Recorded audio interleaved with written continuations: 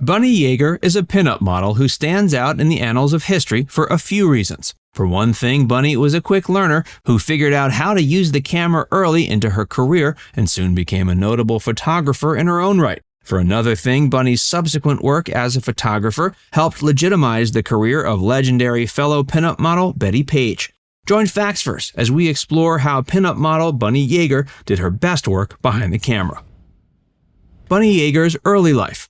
Bunny Yeager was born in Wilkinsburg, Pennsylvania in 1929. Having been raised in a small town, Bunny grew to fantasize about Hollywood stardom. While she never attained it, she certainly went on to attain a certain kind of stardom in her own right. She moved to Miami at age 17. There she graduated from Miami Edison Senior High School and set her sights on becoming a professional model. She enrolled at a local modeling school and agency and quickly began drawing attention from clients around the area.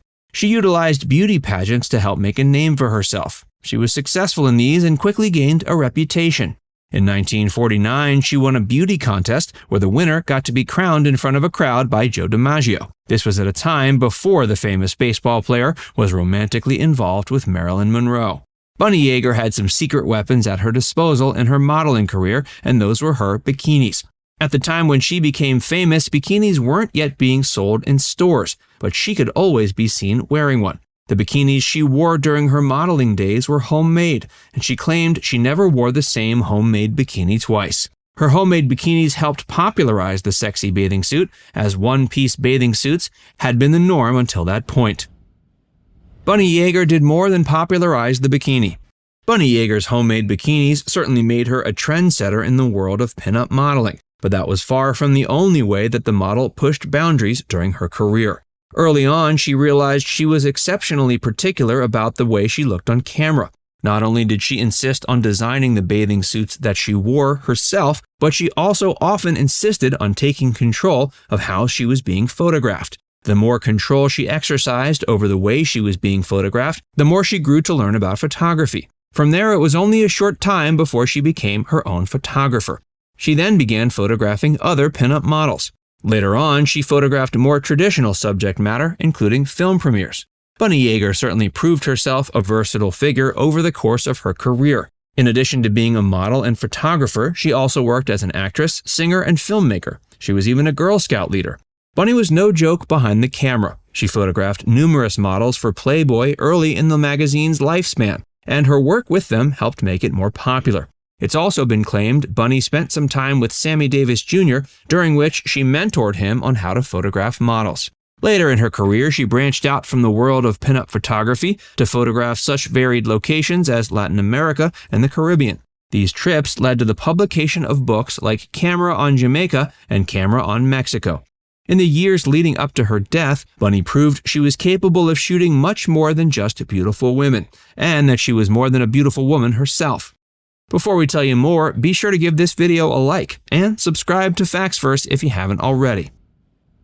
Bunny's professional relationship with Hugh Hefner. In the 1950s, Bunny Yeager's versatile talents in the world of pinup photography caught the eye of a burgeoning publication called Playboy. Bunny became a close and personal confidant of the magazine's founder, Hugh Hefner. But Hugh's interest in Bunny was neither romantic nor sexual. It seems Hugh viewed Bunny as somewhat of a peer in the adult entertainment industry.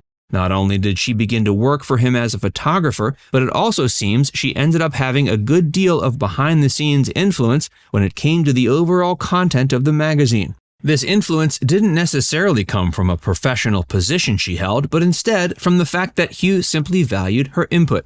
They were also pen pals, and many of their letters to one another have been released. The letters between Bunny Yeager and Hugh Hefner aren't the only pieces of correspondence that have been made public record in the wake of the prior figure's death. Bunny loved communicating with her many friends through the mail, and there are countless letters left behind that the former model and photographer sent to all sorts of people. These letters offer a peek into the mind of the seminal pinup model that fans have certainly appreciated. However, one or two things that have been learned about the model suggest she wasn't quite the blameless figure some think. Some have come to view her as somewhat of a feminist icon.